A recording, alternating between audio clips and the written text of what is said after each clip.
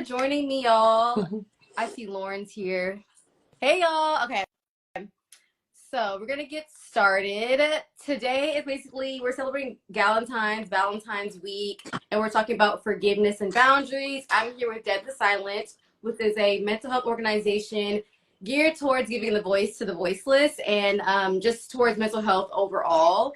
And I'm Penny Anassi. I'm a mental health advocate and host of the Penny for Your Thoughts podcast, where psychology, pop culture, and self meet.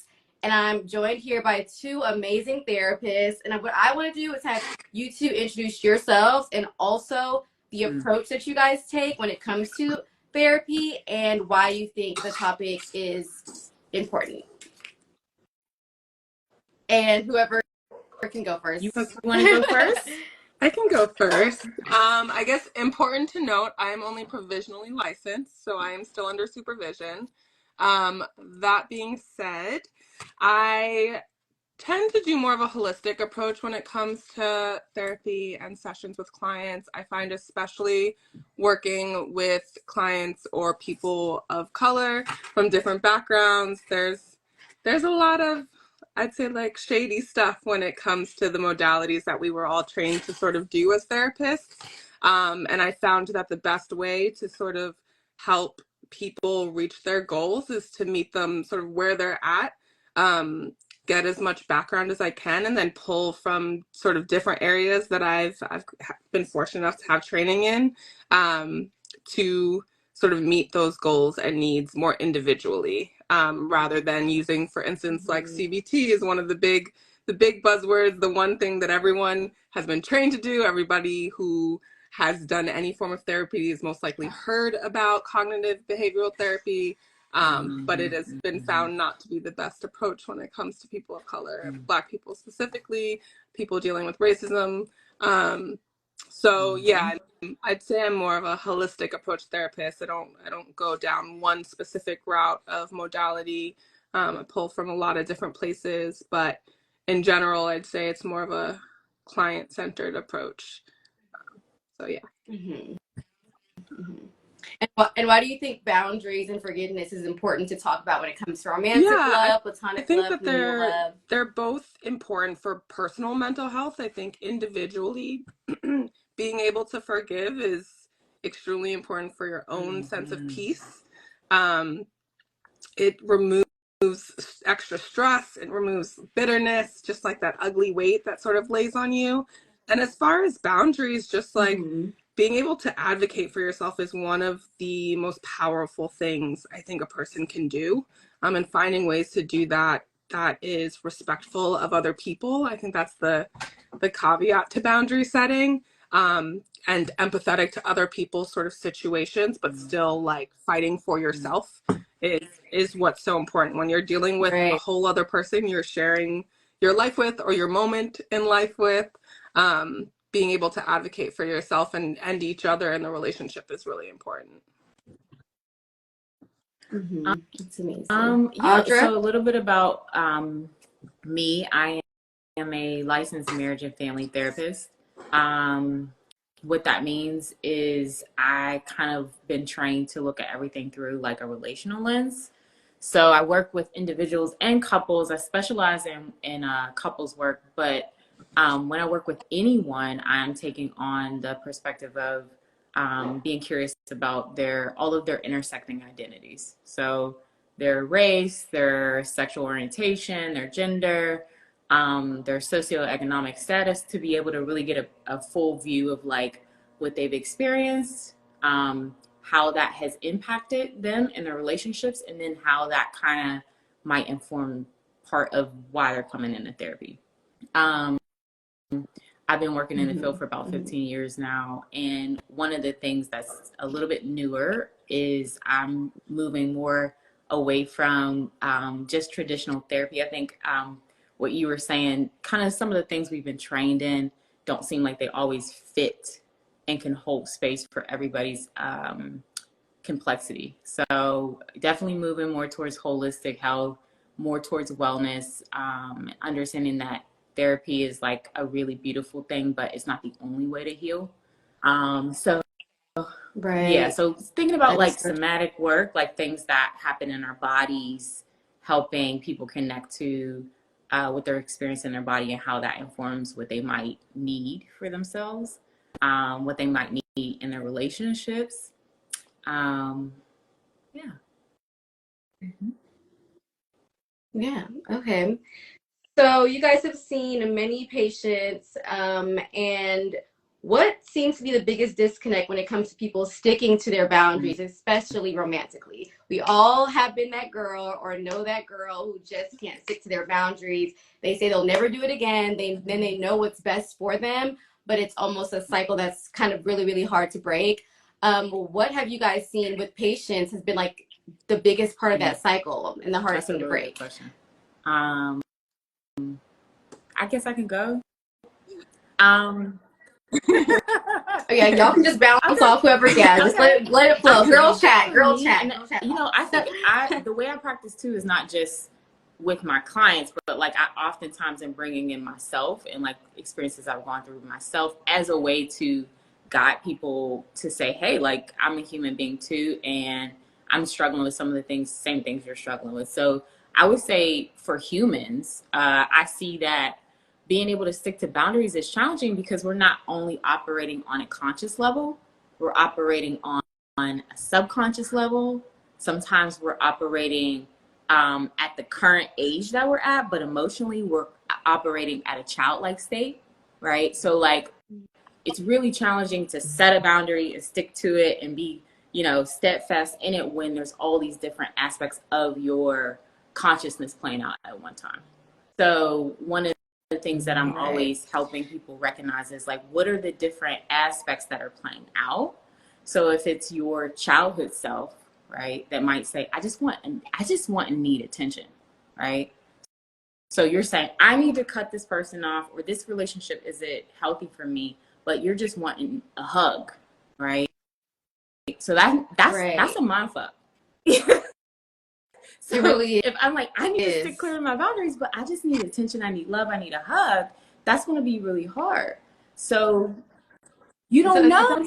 Sometimes you don't know what you need. It's kind of like you have to sit with yourself long enough to even know what that is. So you gotta like, part of it is you have to slow down and you have to honor, why am I going against this boundary?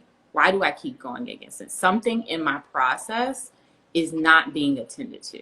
If I can slow down and understand why, maybe give myself what I need, maybe just name that I need attention, it might make it a little easier to do something that's healthy for you, right?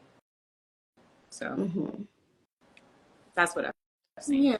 I also think that like the complications in relationships in general, right? Like there are so many different stages, and when people choose to start setting boundaries tends to be once conflict has already happened versus in the beginning, when it might be a little bit easier to be uncomfortable and sort of stick up for yourself and maybe risk being alone. I found that a lot of my clients after dealing with a breakup, whenever asked about like what's the one thing that you miss about your relationship, oftentimes it's not even anything specific about the person, it's just the companionship. And like miss it, like they're sad, they're alone, they miss being able to cuddle with someone and talk to someone. And usually those are the words that are used, right? Like not like, oh, I miss this person specifically and name them. And I think that's a really big highlight because we get so used to, and I think we live in a society that really sort of forces the idea of like, in order for you to be fulfilled, you have to be in this beautiful relationship with someone that looks a certain way. And people are oftentimes unknowingly willing to put their hopes, wishes, dreams aside in order to be in a relationship. Sometimes even with people that they don't even like that much. And I think that comes down to just like, a bit of conditioning, right? Like this fear of conflict, the fear of being alone, the guilt of like being uncomfortable. So I think making that practice of sort of enforcing your boundaries from early on makes that a lot easier, when there's a little bit less feelings, complications involved, and practicing that all across the board, right? With family, which I'm sure we'll talk about, with friends, in professional Mm. spaces, even like finding ways to advocate for yourself is something we should all learn to be more comfortable with. Yeah, I feel like it's also just human nature to want to be in companionship and in partnership. Like, I think it's a part of our nature overall, I would say. I was thinking about this. I was like, there's really like a fine line between this can go into friends, family, everyone, between like giving people grace and kind of letting and like, so yeah, there's a fine line between giving people grace, especially when it comes to friendship, and then also holding people accountable. So where do you guys see that line, and when does it become not not so much grace? It's like more so quote unquote toxic. I hate that word now, but you know what I mean. Yeah. So That's a yeah. really good word too.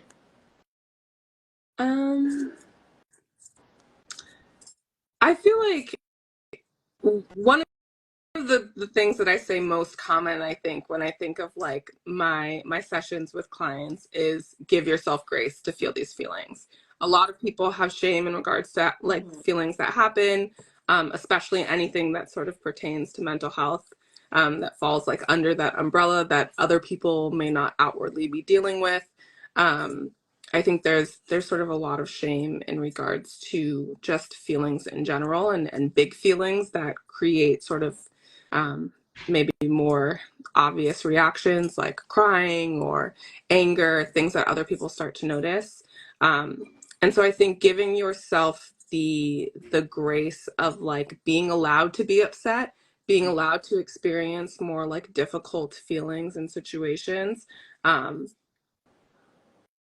is the first step. But it's not the only step, right? Yeah. Like you have to be able to be like, okay, Yeah. this is how I'm feeling. That's okay. I can process that. I'll deal with that. I'm working on that. But as far as like how people treat you and what you sort of allow into your circle and what you allow to affect you, like that affects the grace. You can't just always be giving yourself grace because you feel bad, but then you're surrounding yourself with people that constantly make you feel that way. At some point, you're not the only person in the room, and so you can't take all of that blame and ownership. And so sometimes being able to give other people the grace of like, this is where you're at, and this is where boundary setting comes back in of like, but I'm not there. That doesn't work for me, and I don't want to feel like this. Totally. So yeah, I think it's grace goes both ways, but being able to stand up for yourself and like paying attention to how you feel is going to be the most important in the end. I just had this conversation with a good friend about this idea of holding people accountable. I personally don't believe that we can hold anybody accountable. I think they have to be able to hold themselves accountable for it, right? And I think in that to be able to do that, we have to honor ourselves first, which is like, what am I needing? What do I need to feel safe? What do I need to feel comfortable? And then what does the relationship need, whether that be intimate or friendship or a colleague or client or whomever. You always need to start with self first. And to be able to create accountability, like create space for someone to take accountability, the need for grace and compassion has to be there. I can't call you out on something, or I can do it, but it's not necessarily accountability. Creating space for accountability is just kind of lashing out. So part of creating space for accountability in relationships is about having compassion for yourself. I think similar to what she was saying, like compassion and grace for yourself, therefore then overflows to the relationship with other people. And what does that like practically look like, especially with friends? Like, what does that practically look like to still be there and be a good friend? Maybe not holding someone accountable if they're not where you are, but how could you express that in a way that doesn't sound like super cliche, or and just in a real way? Yeah. I think it's telling people how they make you feel, and that, because what that's doing is putting yourself in a space to be vulnerable, and it's also also letting someone in to know that, like, yo, you're hurting me. Your behavior or whatever you're doing is causing me discomfort. If the person cares enough, if they value the relationship enough, then they hold space for that. Right. If they have capacity within themselves, you know, they hold space for that. But like saying like, you're hurting me, you know, your behavior is like making me feel like you don't care, or like, and it could be something small, like, you know, you go out with a friend and every time they're an hour late, which is a very, you know, like a very typical example. Being able to say like, that really hurts my feelings when you don't show up for me in this way. Right. That creates space for the person to take accountability for themselves. Agree. Let's talk a little bit more about forgiveness, and what role does forgiveness play in our own healing journeys? What role does that play? Forgiving ourselves, our past, forgiving our parents. What role does it play? I think it plays a huge role. I think when we look at just everything people face on a daily basis, especially with social media's involvement now in our like every waking moment, we are inundated with everything. There's a plethora of everything, good, bad, ugly, sad, everything. And I think it's very easy to latch on to certain relationships that you get to see, or, you know, the face value of certain circumstances, and being like, all I have to do is like be like that and that's good. But I think without sort of having a moment to have these difficult discussions with people, to advocate for yourself, to make space for people to be more accountable for their behavior, to be forgiving, is really a release of all of that like anger and resentment that builds up inside of us all the time, from things that don't even have to do with maybe the thing that you are forgiving for. I think what's important is like, forgiveness isn't just, you know, just because you've forgiven someone, now it's done, over, you've reconciled, there's no issues. It's more about allowing what's been happening or what's going on, whatever the emotional sort of drainage that's been happening, you're allowing that to be free. And you're allowing it space to hopefully become, you know, a happier, healthier like interaction with someone. But really it's more personal than that. And I think it just gives you the space to find peace within yourself,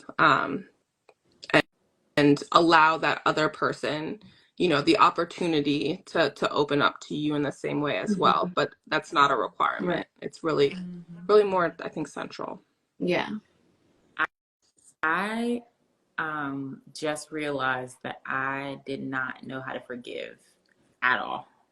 And it's not something that I had done really up until maybe this year, like learning how to really forgive, not just like saying the word, but like I was listening to a podcast, and the host was talking about forgiveness being taking someone who's like betrayed you or harmed you, or snatched away safety from you, and then thinking about them as you did prior to the infraction.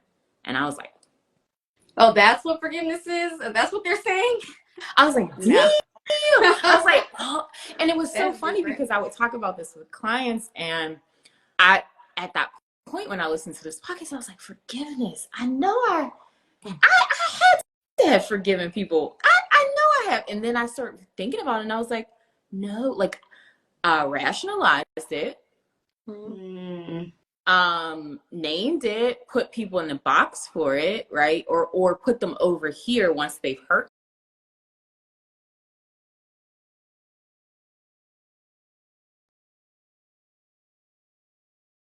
Open myself back up, or think about them in a space where I know I've taken them off of this expectation that they have had to do something for me. And thinking about them kind of back at square one was like, oh, that shit is next level. So how did that work out for you this year, doing it for the first time?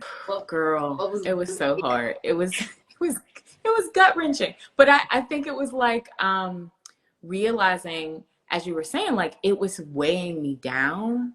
And it was really something that I realized one of the reasons I hadn't ever done it was because growing up in in spaces with the church, I felt like it was used to be weaponized, Right. and taken as like not allowing people to have a process of feeling their feelings.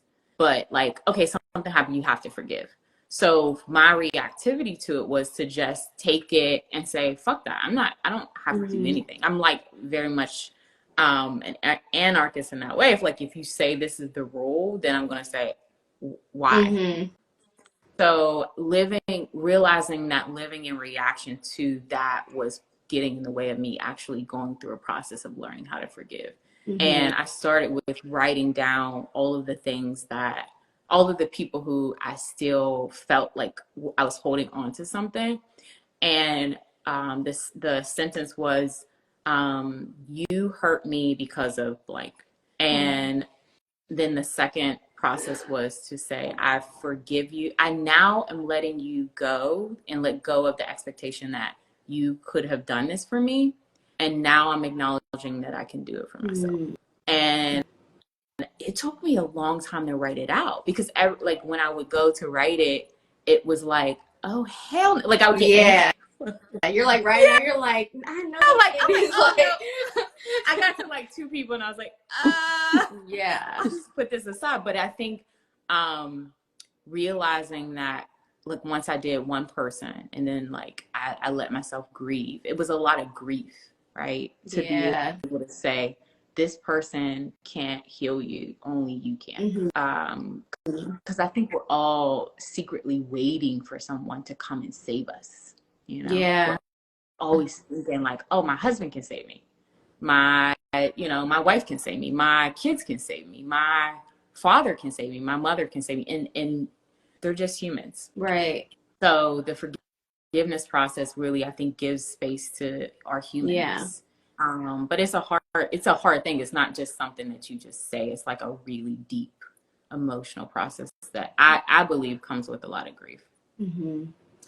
And with like forgiveness, I think a lot of people have to forgive their parents for a lot of things. That's a huge topic.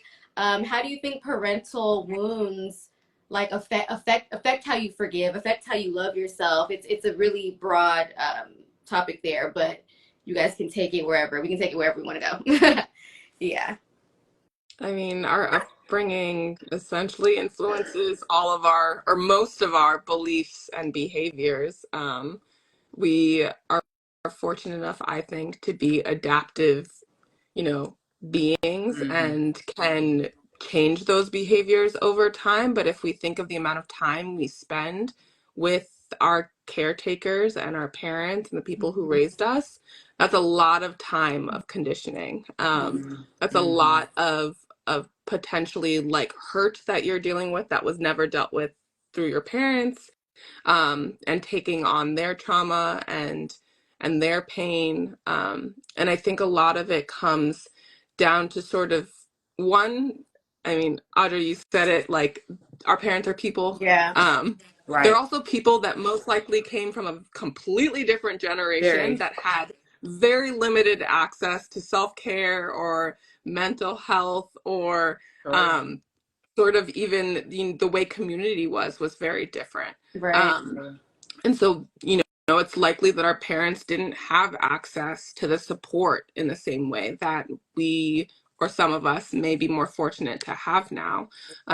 So I think part of it is like giving sort of grace to our parents for their own, experiences and what might be holding them back from being the best versions of themselves, and sort of finding a way to forgive those experiences that you may have had, but also being, able to look inside yourself and be like, wait, I've been like this since as long as I can remember. This is a behavior that I've been doing since like I was 5 years old. I remember. And it doesn't matter if you got it from your parents or if it was, something that you picked up and continued on, right? Like if you view it as something that's problematic or wrong, it's now up to you. to work on that. So I don't know. Can I That's press true. something? I don't know how to. Yeah. Can I like something? How to clap. And I don't also, know, let's but say like, hi to yes. everyone that's in the room. Hi, everyone who's in the room. Make sure y'all like leave questions. We're gonna be taking calls later. Just wanted to like acknowledge y'all. Thanks for being here. Hey y'all. Yeah. But yes. I so resonate with everything you said. I think to your question, it does impact us, and it doesn't have to take up so much space, right? And I think, but I think that's a really hard thing to hold, which is anything that we're conditioned and are around for, foundational years, 0 to 5 formatively is like a really sensitive time in terms of like human development. We're like sponges at that point. We're soaking up every single thing. But the beauty about that is that you can unlearn a lot of shit too.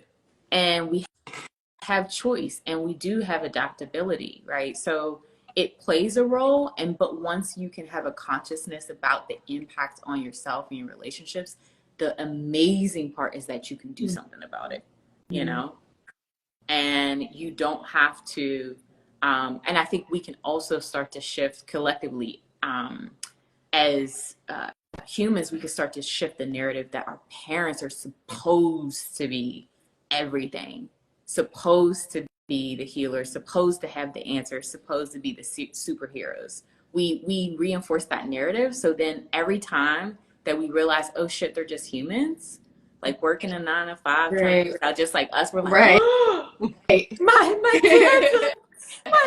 like, is a man, not a, So I think we could deconstruct that a little better, and like really start educating kids pretty early on that like parents are just humans, and to start to access their own strength within themselves.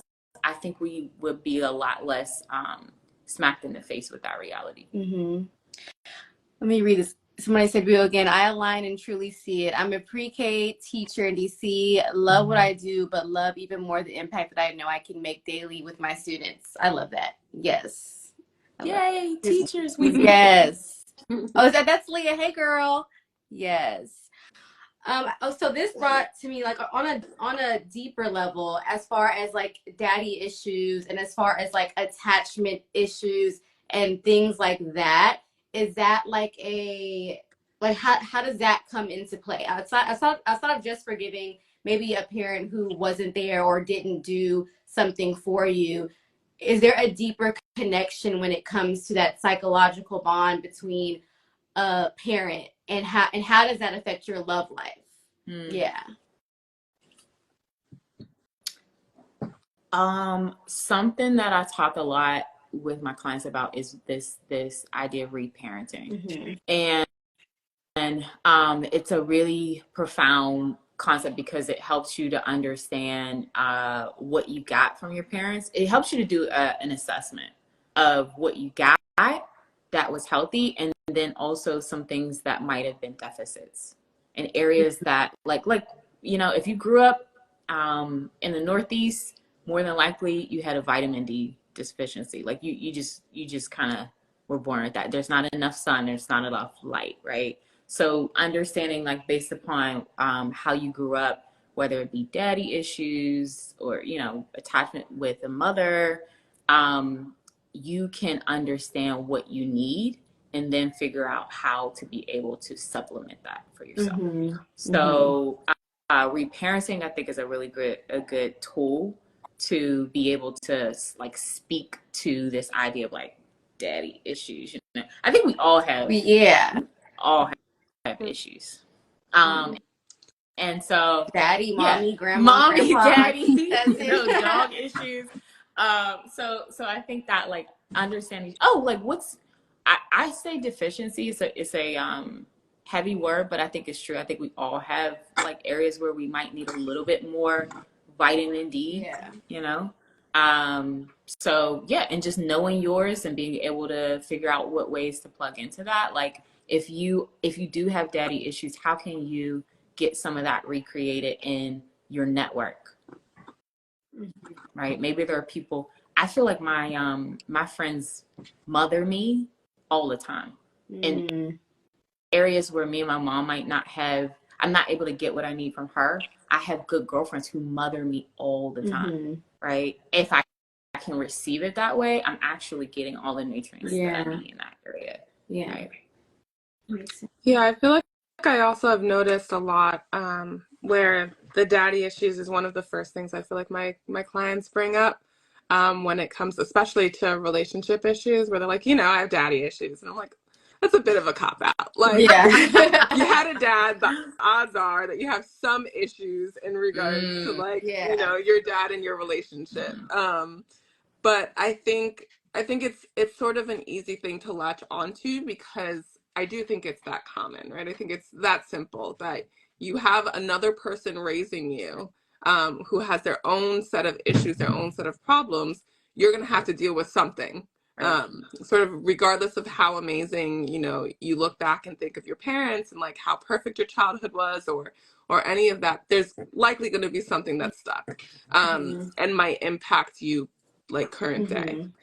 But I think what's more important is like, identifying where you have like deficiencies, where you're lacking, what it is that you need to feel like more whole or more fulfilled in your relationships and finding that. I think community is something that I think we've found maybe a little bit more importance in post COVID. And I think that like finding a good community and fostering relationships that feed your soul are going to be a lot more important than like the possible daddy issue that you have that you're holding on to as an excuse for any issues you're having in your relationship. Yeah. Anthony says, do you think it's necessary to repair that relationship with your father when the father isn't willing to grow and evolve? Father or mother. Yeah. You want to take that one? I could start it. I don't think there is a necessity to repair any relationship with anyone that is unwilling to grow or evolve. I think what that sort of comes back to that forgiveness stage. Nicole said no. He said nah. Finding a space where you can work through where you're hurt and what may have been lacking in that relationship and sort of forgiving, your potentially forgiving your father for, the role that he played in hurting you. But I don't think that means that you need to ignore that and, be best buds and hang out all the time. I think that, people will do what they do and there's nothing we can do about it. So, about being okay with that. Like you have to literally like learn to be okay with it. Which is for like an empath like me and someone who just wants to like hold and care for everyone, like that's always been really hard for me. But I'm learning to do better. Totally. Yeah, I think the should is the piece that is like for me, because I don't think you should really do anything in terms of the relationship. Now, what you're wanting to do and what your body and your mind and your spirit is kind of communicating to you need. I think that's where it starts with you, which is how is the impact of your unresolved issues with your father showing up in your relationships and your body? How is it constantly like shitting all over your future? So resolving those things within yourself is really the biggest thing. And then once you do that, you figure out, do I have a desire to even connect with this person who may be willing, unwilling, or at a different, vibrational level, at a different capacity. Once I think you kind of you're able to settle your own stuff around it and do your own emotional work, then you have clarity as to whether that's even necessary or not. Makes sense. This might be a pivot, but I know, Kaiya, you work a lot with addiction and substance abuse. And I want to take it to a lighter note and then maybe a deeper note. But when it comes to forgiveness and boundaries, we're all like young, we go out, we're drinking, we have fun. We have some friends who might say like crazy shit or do crazy things when they are under the influence, but that's like not who they are. You know, it's just kind of the things getting to them. Like how do you guys view that, and like what advice do you have for young people when it comes to that? They have one friend who just kind of be off the rockers when it, you know, when it comes to like drinking and things like that. Like how does one have their boundaries and forgive? And parents too. I feel like sometimes people's parents are that way as well. Yeah. I think the difference between like full-blown substance use issues where it's impacting your like daily life, and the occasional binge drinking on the weekend, I think the difference there is a difference there. What is the same and is notable is how people treat you is important regardless of, you know, what the excuse might be for that treatment. And so if you go out once with someone and one time they get a little drunk and are nasty, like I think still hold the space to have that conversation and set that boundary. Like, that hurt me, I'm not a fan, like this can't, I'm not comfortable with this being a repetitive thing.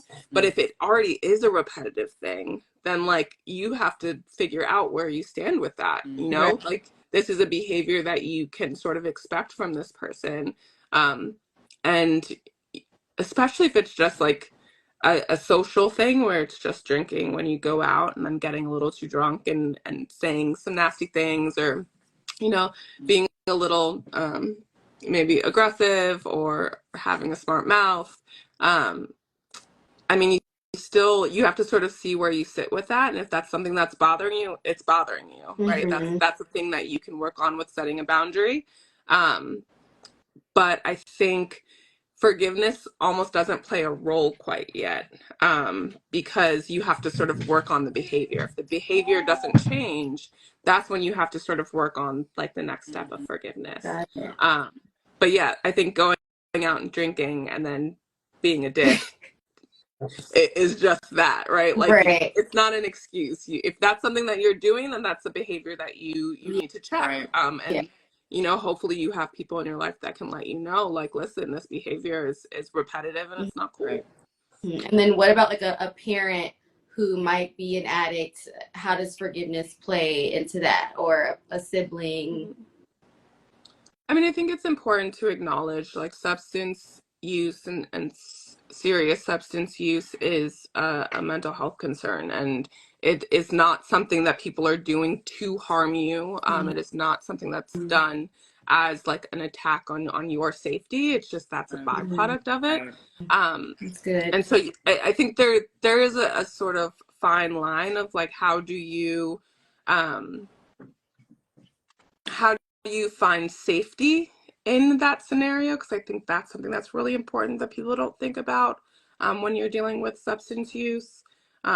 Safety can be very unpredictable, right? Because when people consume alcohol or consume drugs, their reactions may differ or change, and that can be unpredictable. So I think first step is sort of assessing your safety and your well-being. And if you are safe, and the issue is more just like you have a parent or someone you live with that drinks a lot and tends to either raise their voice or is sloppy or whatever negative sort of effects happen from drinking, then it's sort of a sense assessing if that person is willing to seek help, and if they're willing to have conversations about their behavior while drinking. And I think once sort of all of that is assessed, then you move on to like, is this someone that I can be around? Do I approach the topic of forgiveness? Do I like even want that? Right. Do I just need to set firm boundaries and protect myself? So I think it's a multi-step process when it comes to substance use. I think if you have had a parent who is an addict, you first need to understand that you have been carrying a lot of shit for a really long time. And you need to name that you have been in a relationship that has been draining to you and caused you to not honor your own emotions for a really long time. So that's the first thing, is to understand what a relational dynamic, the impact on the person who is in relationship with an addict does to the other person. It causes a lot of wounds. So you first need to say, oh shit, I have been doing a lot of work, which means I'm probably tired and I probably need some help, some respite, a break, etc. Yeah. So just even honoring that. One, it takes up, like, what happens in relationship with addicts or people who suffer from addiction is the conversation becomes about them, not the person in relationship with them. So I would suggest that the person takes up more space for themselves and less space with whomever it is that is in that process, because that's part of their journey, is to figure that out for themselves. This brings me to another thing, because I think, Kaiya, you said this, that alcoholism is a mental health issue within itself, and when it comes to boundaries with family members or friends who might be dealing with bipolar, schizophrenia, things like that. Can you guys speak to that at all? And then we'll go back light. But yes, we gotta go there. Yeah. Suicide ideations, like Yeah. I think it's the same. I think it would go back to underscoring, like, one, the multi-step process that you talked about, I think is so true. But it's definitely going back to, like, to honor, oh, I have a person in my life who is suffering. What does that mean for me? What am I going through as someone who is in relationship with someone who has schizophrenia? That is really heavy, And so I find that something my husband and I have been practicing is this thing we call attending to ourselves. It is like the smallest little thing, but it makes such an impact, which is anytime we start to try to caretake each other, which is like, let me help you. Oh no, I see you're struggling. Because we're both in that role, play that role in our families, we say, oh, I need to attend to myself. And that gives us permission to understand, wait, what do I need before I leap into caretaking someone else? Yeah. So I would offer that up to people in relationship with anybody who's suffering, is to just get your feet on the ground first, so that you can figure out what you have left over to help this other person. That's so good. Yeah. Agree wholeheartedly. Exactly. Okay, we're gonna take it back light. Okay, so people respect people, because it's like, woo, child. Okay. Those are great questions. I'm like, whoa, this is deep. Let me one. People respect people with boundaries. Men, I have brothers, they think that boundaries are sexy when it comes to, like, the girls that they do date. Why do you think that is? Like, why is it sexy for, like, a man or woman to hold true to their values and their boundaries? It's hot.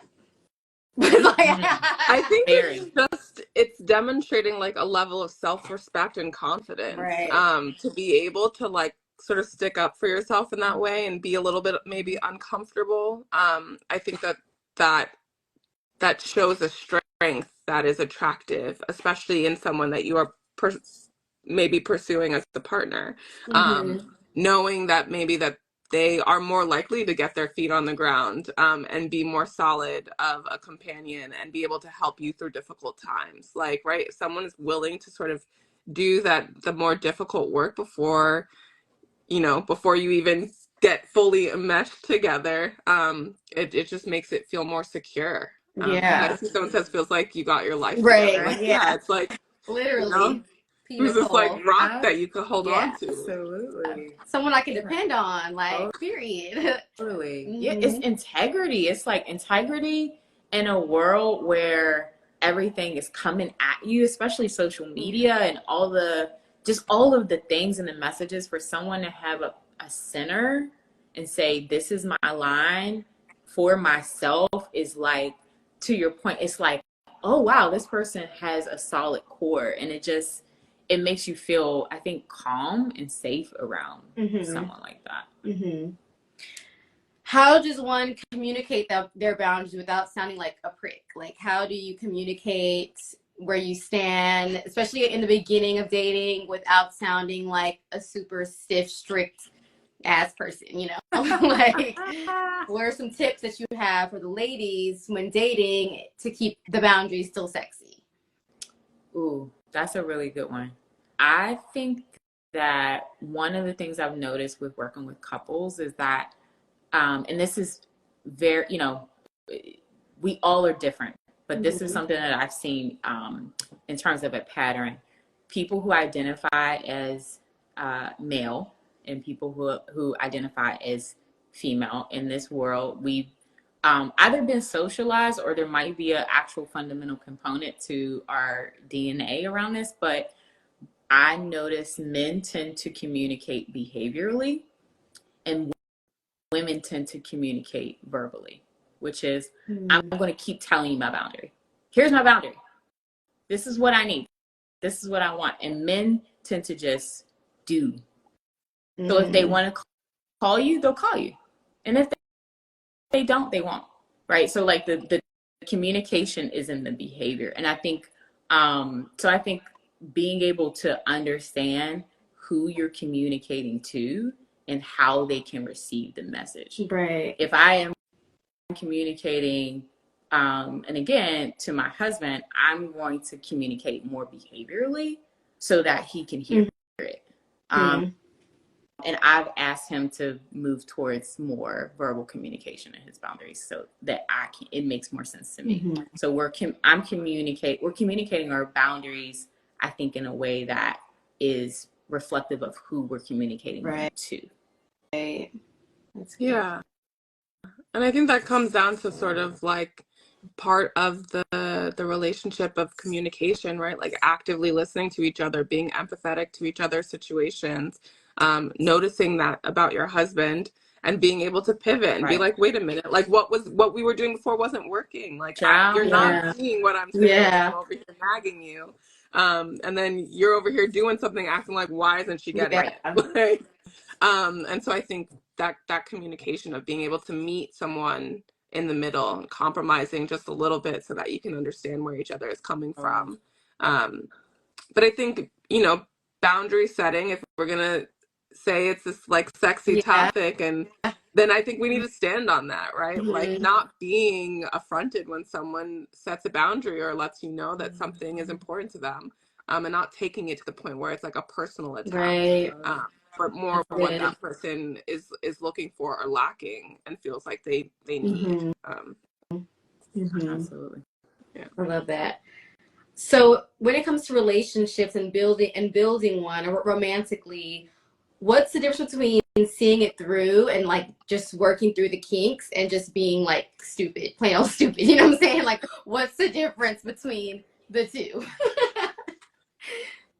I think it's more of repetitive behavior. If you're repeating a negative behavior that results in negative actions that makes you feel terrible over and over and over again, that might be a moment to stop and reassess, because nobody likes to feel horrible. So I think that's step one a little bit is like, is this something that I've done before? Have I found myself in this exact situation before? If I have, trying to investigate that more, maybe why, see if there's something sort of specific that maybe you are attracted to, or the circles that you're in and you find yourself sort of seeing the same people, and that's just the behaviors that is normal in that circle. And then I think, if you're setting boundaries and finding ways to make that compromise to meet that person a little bit more where they're at so that they can understand where you're coming from more and you're not getting anything or they're not putting in anything. I think that's when you start to have to take a second and be like, wait, like, is this going to work for me? Like, if you're putting in, it's the same thing as like, if you have a difficult relationship with a parent and you put in work, but they're not willing to. Like, is it worth it? It's like same thing with any type of relationship. If you're willing to put in all that work and someone else isn't, and they're not making any effort to compromise or listen to you, hear you, understand you, then like, what benefit are you getting? Right. Makes sense. I think there's also understanding that being stupid, if we're going to call it that, like, which Sorry, is that like was a what you were describing. bad Like, word. Pardon no. Just Just with the like maybe just keep running your head against the wall, like hitting your understanding that might be serving you. That might be serving you, right? There may be some benefit you're getting from the thrill of hitting your head over the wall, against the wall. Understanding, why do I keep doing this? Yeah. Does it give me something to chase? Am I getting a thrill from that? Right? And then make an informed decision from there. But like a lot of times when we're doing something that we think is stupid, it's really because it's serving some subconscious need for us, which is being a victim can make me off the hook from taking accountability. Yeah. And not even taking accountability is nice. Yeah. So it's easy. I think it's easier. It's so much. It's like, oh, I'm the damsel. So I don't have to kind of take control and say, hey, I actually can make a different choice. Yeah. And and knowing that you're doing that, and when you're ready to make a different choice, you probably will.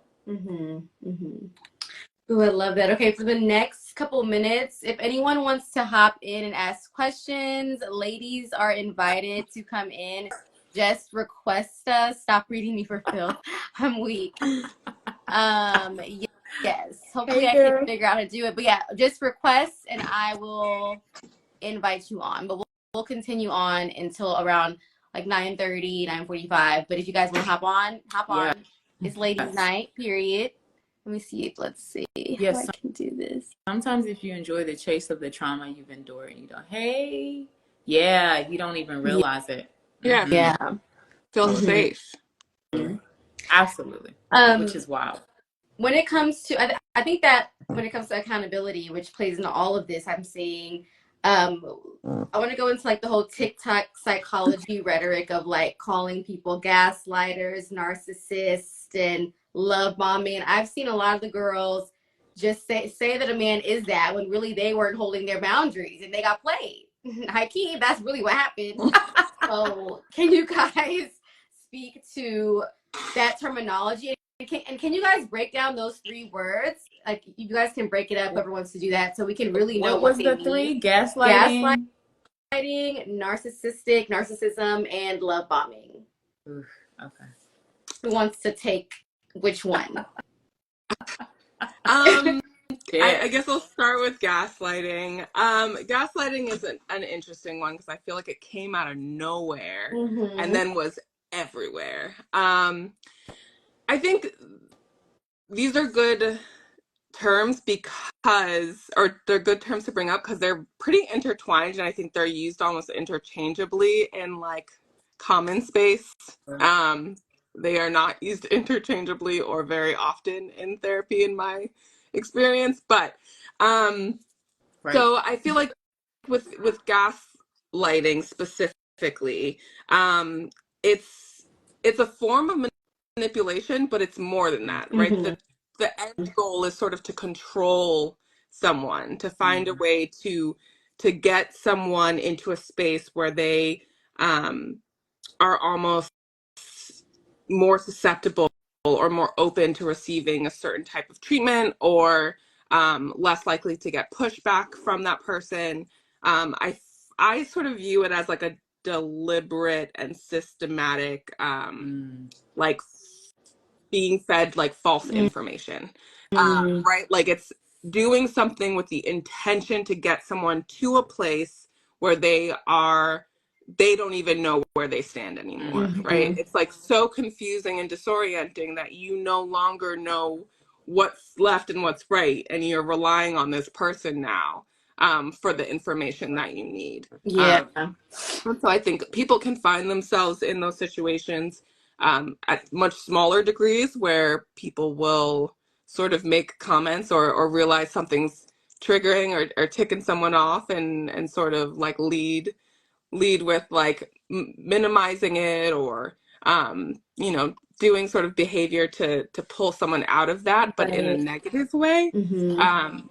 And I think the idea is sort of to get you off your footing so that you're a little bit easier to control. But I think there's a with all three of those words, there's a spectrum, right? Mm-hmm.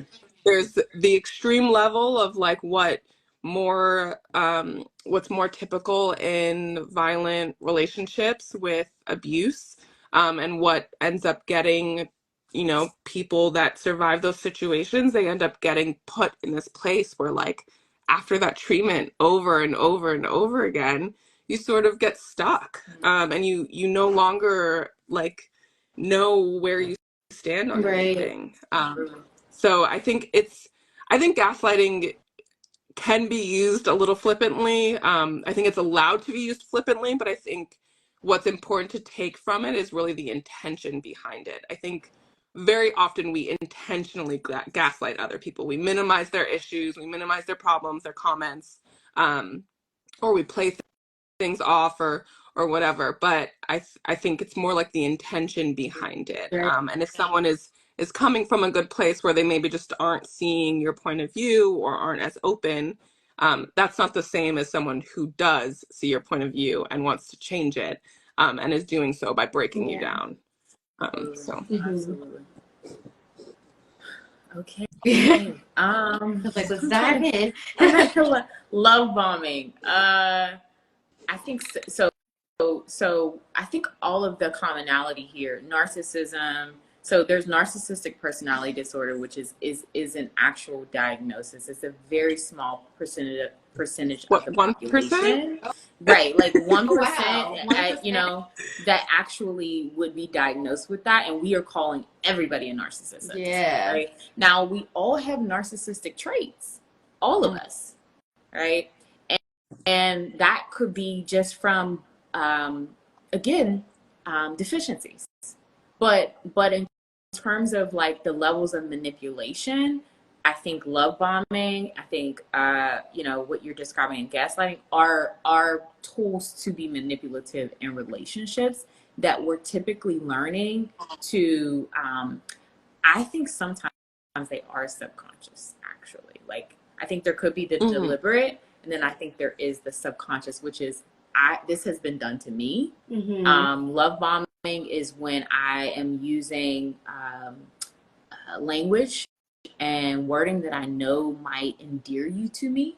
So I tell you essentially what you want to hear. I think we've heard that on movies, love story, rom-coms over and over and over again. That guys will say what they want to hear to, get a woman to sleep with them. I think it's been something that we culturally have thought was fine.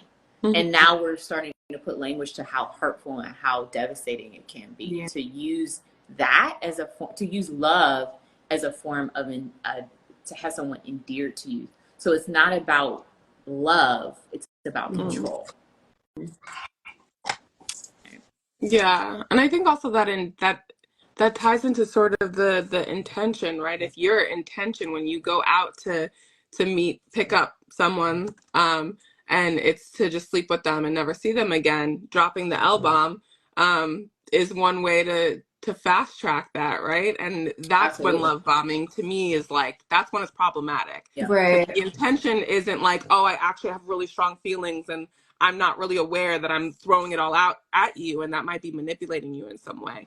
But when you have an intention that goes against even what you're saying just to get a result, with the likelihood that you're hurting someone. So I view love bombing as a very negative connotation. Gotcha. I know that people can totally do it unintentionally, and like it just can be a side effect of having a lot of feelings or being really romantic. And I think there is space for people to exist in that. But yeah, I view love bombing very much as like my intention here is like I'm trying to get you to fall for me so I can do whatever I Right want. to you, right? Or So or get whatever I yeah, want, that whatever serves me. yeah. Yeah, yeah. Ooh, okay. Well, thank you, ladies, so much.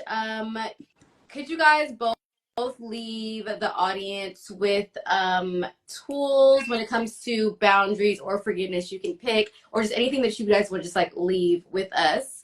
Then I have one more question, and then you guys can say like where they can find you, and then that's it. Boundaries. So a book that I think is really powerful to talk about all of this and how you love. I think Attached. Oh, I love The book is that called book. Attached. Really good to be able to help you understand your own attachment styles, secure attachment styles, insecure attachment styles, and then it also gives you an indication as to how to maybe repair some things if you find that you are insecurely attached. And then another book that is really, really powerful is called Facing Love Addiction. And I think it speaks to the ways that we get into relationships that may be unhealthy and are perpetuating kind of systems that don't allow for us to have flowing relationships, intimate relationships. 2 books, really dope, really helpful. Take breaks. They are heavy, but really good books. Yes, Shakana, write that down. I think one of my sort of favorite, one that I'm working on a lot more myself personally, is just like that self-love. It comes down to like literally looking at myself in the mirror and saying something nice every day. I think especially in the work that I do, I give so much space for other people and I very often forget about myself. And so that was a big thing for me this year, was like finding space for myself, validating myself, checking in with myself, and getting myself to a place where I feel, strong and empowered and valued. And I think in turn that will help me also work on boundary setting, and creating that space for my community to be able to be open with me and honest with me, because I'll be more receptive to it, hopefully. And you both are amazing clinicians of color. I know that I've had friends who've had bad experiences with therapists overall, and they kind of gave up on the whole idea. What would you, and I feel like finding a therapist is like dating, it's a part of it all too. So what would you say to that person when they are looking for the right therapist fit to keep looking, to keep going? Like, what advice would you give to them when it comes to We're human. Yeah. That's number one. We are human. You are going to meet some therapists that you hate. You're going to meet some that you love that aren't helpful.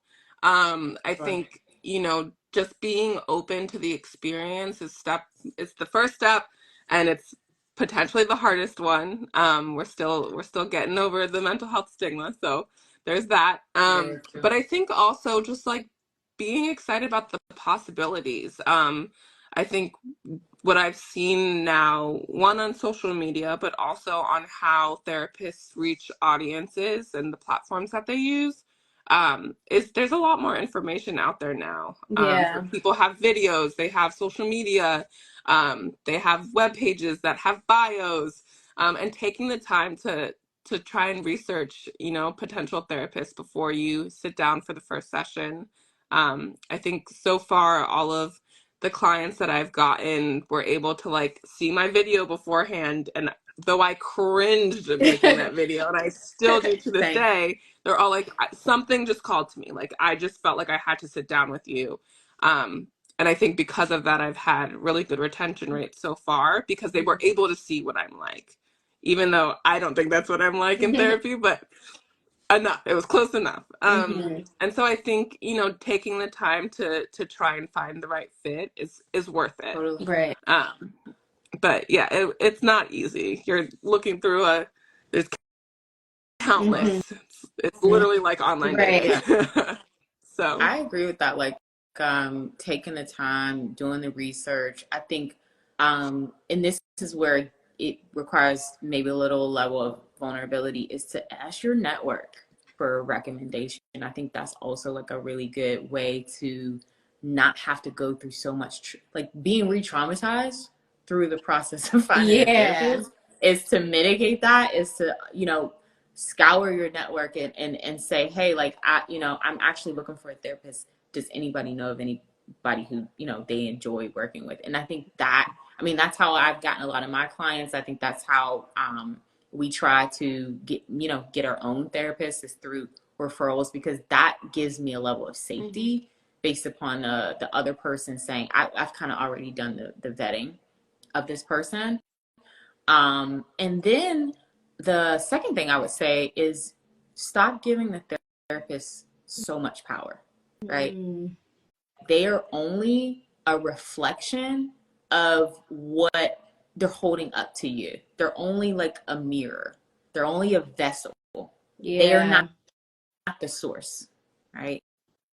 So shrink their power in this space to understand you get to decide. When they give you up something, it's an offering to really like take in and, you know, wrestle with, like a glass of wine. You smell it, you taste it, you feel it. Does this fit for me? And so you don't have to, I think I find that to be really helpful for clients, to shrink my power, because then they can start to feel their own more. Yeah, I think I always tell clients, like, if I say something and you've either been down that road or you're like, that is not for me, tell me. I'm not able to read your mind, right? Like, tell me, we will work on it together. That's why we're here. But yeah, it's hard to like not hold that against someone when you feel like you're using your time and